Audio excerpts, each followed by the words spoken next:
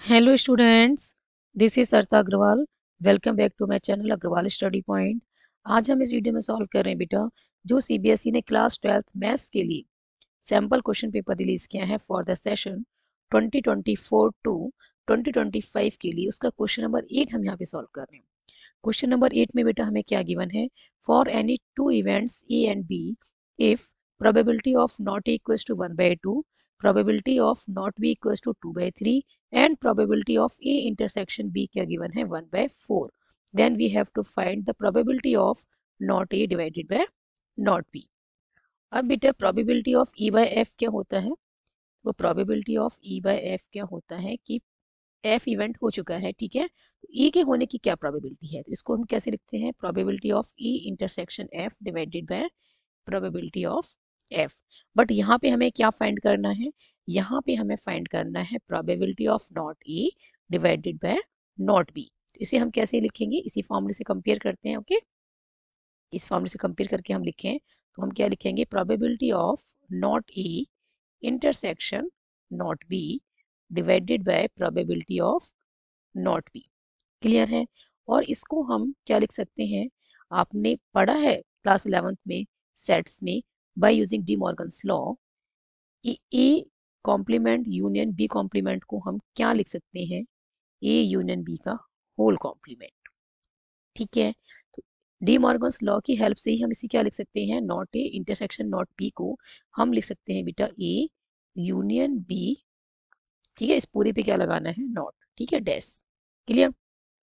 तो probability of A union B, और इसका क्या है पूरे का डैश हमने लगाया है। ठीक है, probability of not of A union B. Clear. तो इसको देखो हम ओपन करते हैं by using D Morgan's law, तो क्या आएगा, ए के ऊपर नॉट आएगा, यूनियन का क्या बन जाएगा इंटरसेक्शन, और बी के ऊपर भी क्या आएगा नॉट। तो जो हमने सेट्स में पढ़ा है बेटा डी मॉर्गन्स लॉ, ठीक है, इसका हमने यहाँ पे यूज किया है और हमने क्या लिखा है, probability of not A intersection not B को हमने लिखा probability of A union B का होल नॉट। ठीक है, probability of not of A union B divide में क्या है, प्रोबेबिलिटी ऑफ नॉट बी।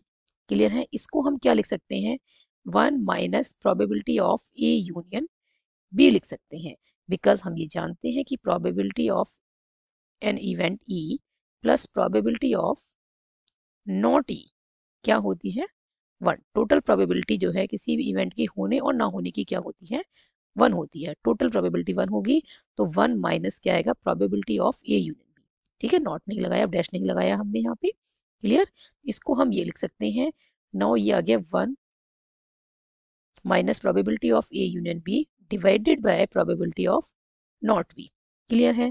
बेटा हम probability of A union B कैसे फाइंड करेंगे, देखो probability of A union B क्या होगा बेटा, probability of A union B को हम लिख सकते हैं बाय यूजिंग जो आपने सेट्स में फॉर्मूला पढ़ा है ना, उसी फॉर्मूले का हम यूज कर रहे हैं, ए यूनियन बी वाले फॉर्मूले का। तो हम क्या लिख सकते हैं, probability of A plus probability of B minus probability of A intersection B लिख सकते हैं। ठीक है, प्रोबेबिलिटी ऑफ नॉट दे रखी है 1/2, तो प्रोबेबिलिटी ऑफ ए क्या बन जाएगी, 1 minus 1/2 that is 1/2। Okay, probability of not be given है, तो प्रोबेबिलिटी ऑफ बी क्या आ जाएगा, 1 minus probability of not B. तो 1 माइनस 2/3 क्या आ जाएगा बेटा, 1/3। और इंटरसेक्शन हमें गिवन है ना, प्रोबेबिलिटी ऑफ ए इंटरसेक्शन भी हमें क्या गिवन है, 1/4। तो यहाँ पे तीनों की वैल्यू पुट कर देते हैं, तो ये बनेगा 1/2 प्लस 1/3 माइनस 1/4। फर्दर सॉल्व करेंगे तो क्या आएगा, एलसीएम आ जाएगा 12, 2 6 जा 12 एंड 6 इंटू 1 इज 6। ओके, 3 4 जा 12, 4 इंटू 1 इज 4, और ये माइनस 4 3 जा 12 एंड 3 इंटू 1 इज 3। तो ये बन गया बेटा 7/12। अब मैं डायरेक्ट यहाँ पे probability of A union B की वैल्यू यहाँ से पुट कर रही हूँ 7/12। ठीक है, तो ये बना 1 minus 7/12 divided by probability of not B जो कि हमें गिवन है 2/3। ओके, ऊपर हम एलसीएम लेंगे बेटा 12। क्लियर है, तो ये बन जाएगा 12 माइनस 7, चलो डायरेक्ट नहीं लिखते हैं 5/12, तो ये बन जाएगा 12 माइनस 7 डिवाइडेड बाय 2/3, और ये बन गया बेटा 5/12 डिवाइडेड बाय 2/3। ओके, ये आ गया बेटा 5/12 एंड मल्टीप्लाई में 3/2। क्लियर है, जो डिनोमिनेटर में है उसका रेसिप्रोकल करके मल्टीप्लाई में लिखना है। ओके, 3 4 जा 12, और ये आ गया बेटा 5/8। And this is the answer of question number 8। तो ऑप्शन सी में जो आपको गिवन है बेटा 5/8, so option C is the correct answer. Clear है?